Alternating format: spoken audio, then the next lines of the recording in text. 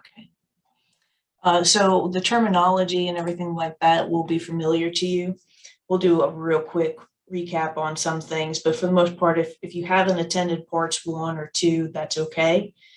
We made this one so to kind of stand on its own, so that there won't be an issue. If you want to catch up and watch part 1 and 2, those are available on our YouTube channel, which you can search for, or you can go to our website, and those are linked there as well, so you can check those out.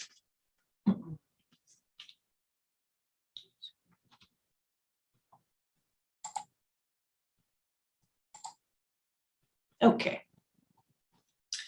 So in parts 1 and 2, we of course touched on what culturally responsive actually is in the context of culturally responsive course design. And so we'll just kind of reiterate that for the new folks. Ultimately, what we're wanting to do is to use the knowledge and the prior experiences and the backgrounds and students' different performance styles to help negate how we go through the course, so that we can make sure that the course is appropriate for all and helps all, regardless of their cultural background. What we also talked about was building community and intentionality. These are really the umbrella items for being culturally responsive in your course design. We want you to build a community in your classroom. We want, of course, build and sustain a community across the campus. That's what coming to AUM is all about. It's about the small class sizes, that more intimate interaction that you can have with your professor. So we want to build from that and build community and support for our students. Intentionality. We can't make effective changes unless we're intentional about making change. So intentionality is a cornerstone or foundational item to culturally responsive course design as we move forward. Some of the myths, you guys again are familiar, but we just want to make sure everybody's aware that we're not trying to decrease academic rigor. This isn't to make courses easier for some folks or harder for others.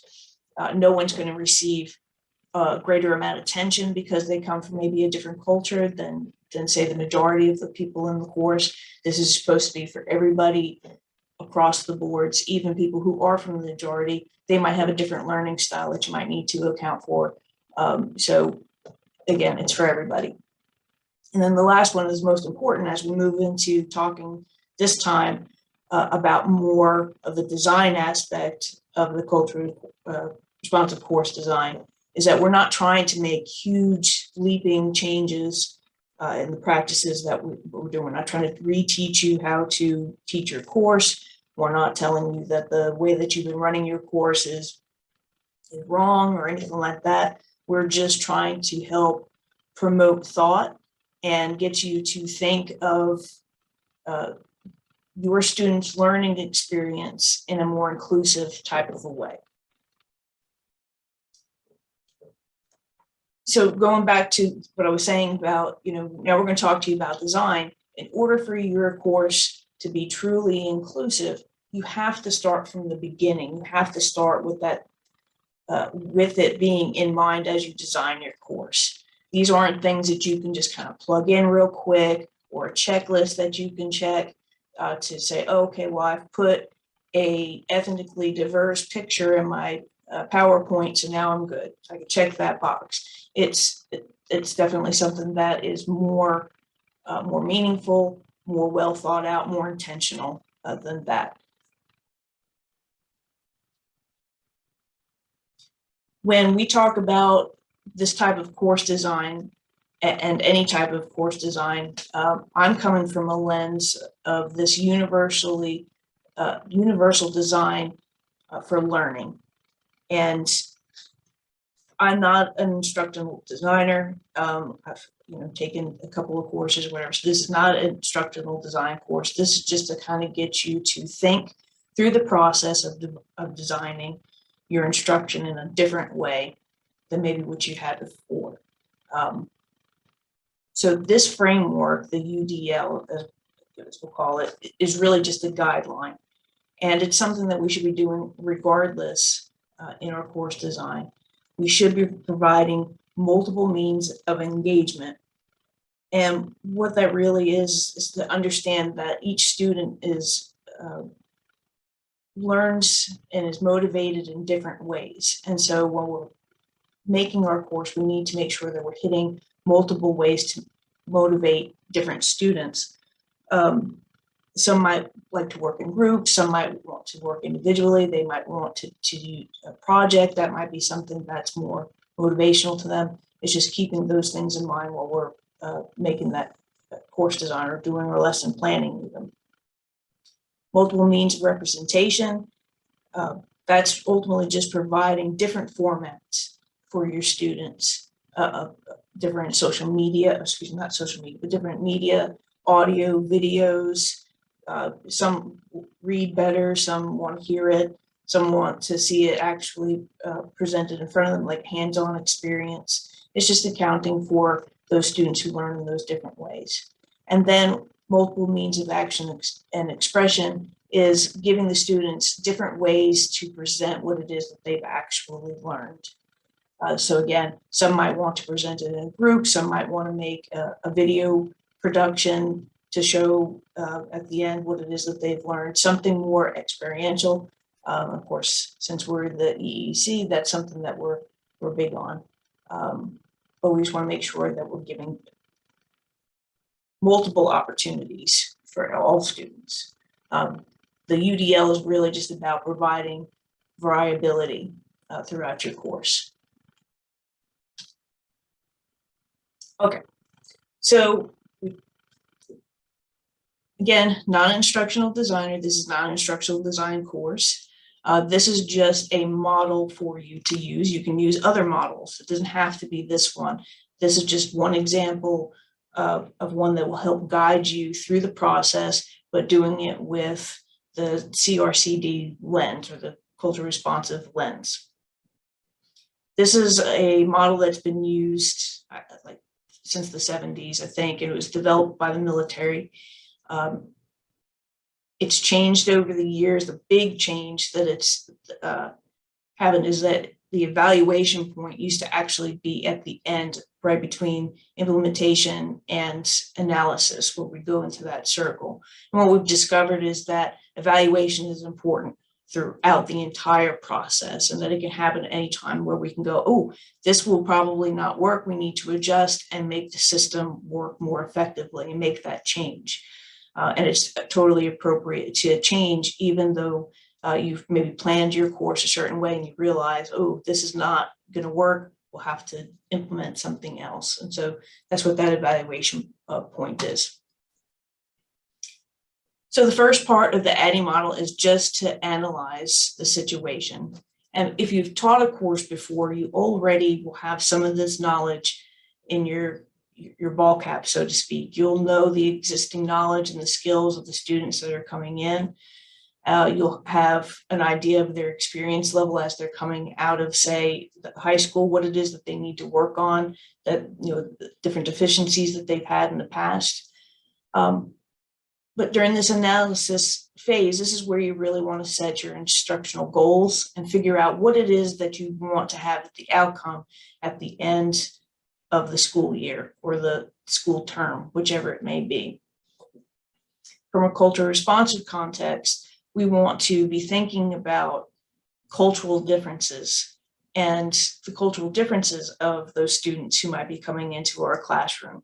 Not just, again, cultural as in Black, white, yellow, brown, those types of cultures or the ethnicity, but also their socioeconomic background that they're coming into. If they're brand new students, then they're coming from a high school culture to a college culture. And that's something that we've talked about before can give them acculturative stress, something else that we need to think about while we're designing our course.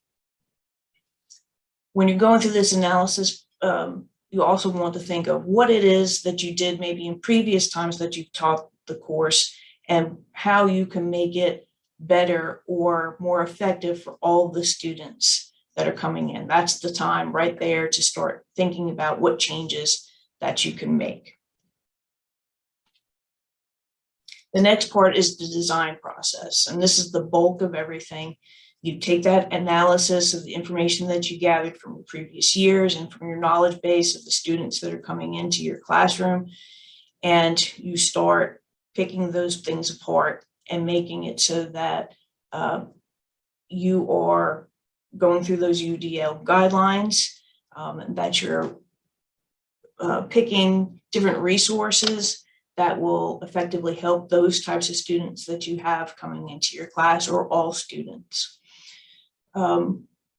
You start asking questions of just like these. This is running list, and we'll make this, of course, available to you all, so that if you want to use it as a guideline for your course as you can, it'll be on the YouTube channel, and then I'll also send it to you at the end of the presentation, along with your survey, which I love survey feedback. Thank you.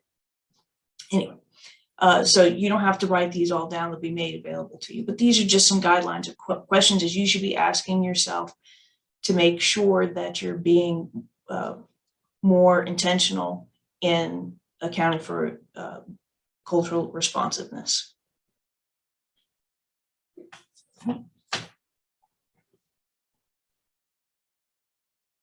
Sorry, hang on one second. Okay. Some of the other questions that you can ask yourself while you're going through that design process is, whose voice is being left out by the materials that maybe you've presented previously? Are there different viewpoints that the information can be gathered or given to that would match more what your student body is? How can you get your students to contribute their knowledge and feel like they're an active learner or participant in your course? And then something else that I think is important is that we have a lot of students who maybe don't have English as their first language. So we need to take that into consideration when we're making assignments, for them, or giving instructions that maybe there's a clarity issue. Maybe we need to think about how to make those more clear, maybe in different formats. Some cultures find that videos of instructions are more beneficial than maybe reading it. That's something that you might want to consider adding to your class. Also, while you're going through your syllabus, consider the language that you're using. Is it, if you don't have this assignment in at this time, you'll lose X amount of points, or you'll go down one grade. Rethink that maybe just a little bit. Is that maybe not the most effective way to motivate the student? Maybe we're not taking into account that there might be reasons why they can't have that assignment in at times. So maybe change the language to make it just a little bit more supportive. Okay. And the big part here is to make sure that you're considering some of the things I already mentioned, like the flexibility in your assignments, different assignment format. It's all pretty self-explanatory. Like if we're trying to make it so that all students are included and we're following those UDL guidelines, then we're going to have different ways for them to turn in things, a little bit more flexibility in the timeline that they're supposed to have all of their assignments in. Once we finished with that design phase and we figured out which materials are going to be best for our students, then we're going to want to start putting it into action. We really gathered up those sources. We talk with folks who are our colleagues, who are maybe already implementing some of these things in their class, and we get their feedback or their guidance. You can get guidance from us here at the EEC if you're interested in implementing some of this stuff more into your class and you have questions on better ways to implement it, or different materials or resources that you can use. You can always ask us for some of those materials and we'll help you find them. Or we'll help direct you to somebody who's an expert in it and they'll be able to help you as well. This is the time before we do the implementation to ask for validation from your colleagues, or maybe somebody who is an expert in it, to see if there's other things that you can do to tweak it before you go ahead and present it to your students. Part of the implementation phase is actually sitting down and taking the time to prepare yourself and become more culturally aware. Just by coming to a class like this and participating in the other ones, you're already kind of taking those steps, which is awesome. Just that awareness will help you as you're making decisions in your course design. During the implementation phase, our focus really should be student engagement. It shouldn't just be, I give information, they regurgitate it, I give grade. It should be about that journey that they're in, their learning experience, more of a bigger picture view. And again, we want to encourage student interactions and socialization because we're wanting to build that community. The last part of the ADDIE model is evaluation. And I already said that evaluations don't just come at the end and then we wash and repeat. This evaluation part is something that we need to be doing throughout the entire process. And we need to consider what it is that we're actually trying to evaluate when we're evaluating. I think that we get caught up in the grades and passing and failing, the students passing and failing the courses, but what we forget is that we should also be evaluating our performance and how we're doing in the classroom and how it's affecting the students in their learning and what their experience is at the end. So in your evaluations, try to find ways to evaluate their experience as well and try to get some feedback from them as to how it is that you're actually doing.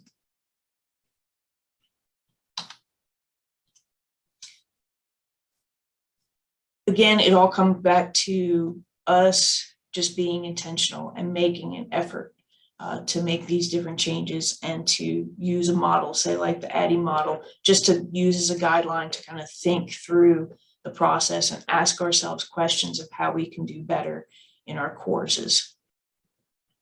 Our goal is to solely build, build community and build minds, I think. And that needs to be something that we pay attention to as we're going through. Again, the goal is just not to be 100%. We can't do that. We can't make that happen realistically, but we can try to do the best that we possibly can. And that's really all that we're asking in giving you this information and walking through it with you and giving you guidelines that you can follow. All right, now is the time for discussion. So I've talked to death. I want to hear what everybody has to say. I have, the way I see it, there are two things going on. One is bricks and mortar classes and online classes. And Brenda, you made wonderful comments, excellent comments about like building community and student interaction, student engagement. I can do it better in the classroom, but when I'm teaching online, I find it a lot harder. And you mentioned like learning activities and resources. A lot of them that I can use in the classroom don't really translate online. So there's two different processes, the bricks and mortar online. Do you have any suggestions on how I could do better, like building community online? I mean, there's different tactics that you can use, and like I find that sometimes I'll get a class that's very receptive to communicating with each other, and then there's others that are more, I don't want to talk to the other students, I want to be an individual, and to those students, usually you have to do a little bit more pushing and interacting individually to kind of pull them out of that shell.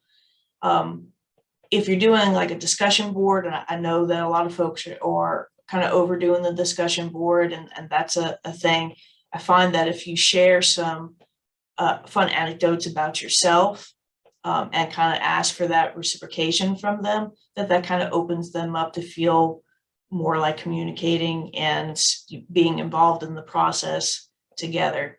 There are other softwares or mediums, just like Zoom, where you can try to build that face-to-face connection with the class, where you have like set times to meet in a Zoom atmosphere, and that part of their grade is that I have to see your face And, we should have some type of engaging thing.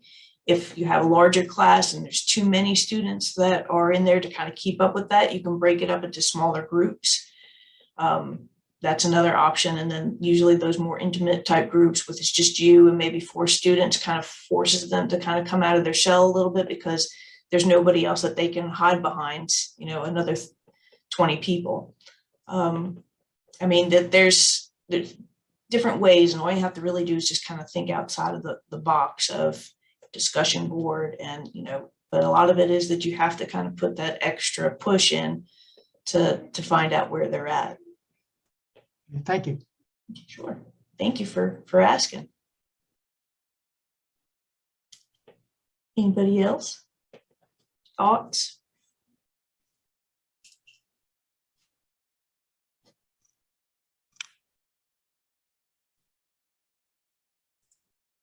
I will say something really quick. I'm Heather. I am actually instructional designer. So I just want to put that out there that AUM does have a team of instructional designers that are here for you. So like if you have any questions about how to promote student engagement or anything like that, to reach out to your college's instructional designer, and that's what we're here for. And we're here to help you help your students. So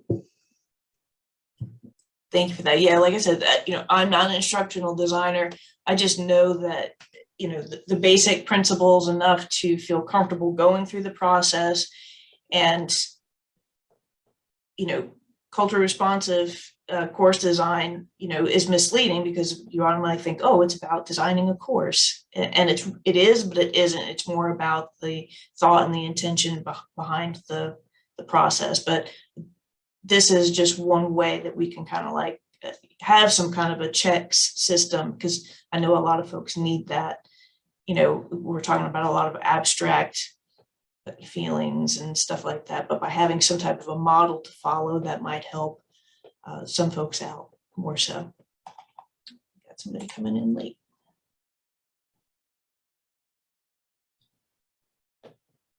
Okay.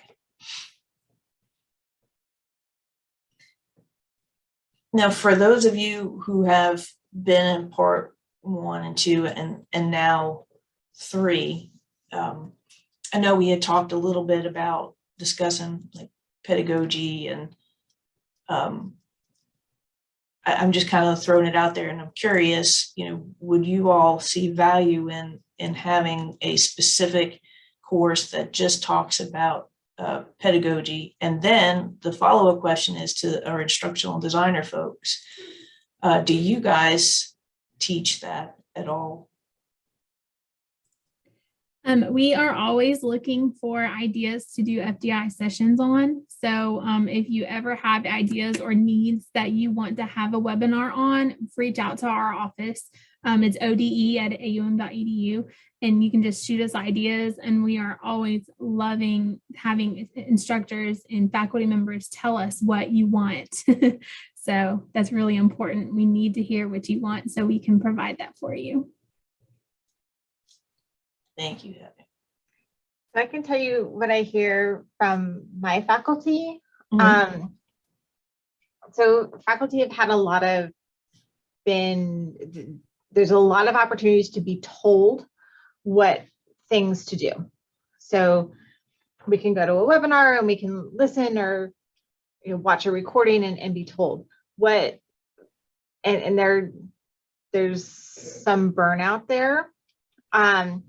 There's a lot of requests for hands-on workshops. How do I take this information and actually apply it to my class and make it work? And I think that's the piece that's missing for a lot of people, and having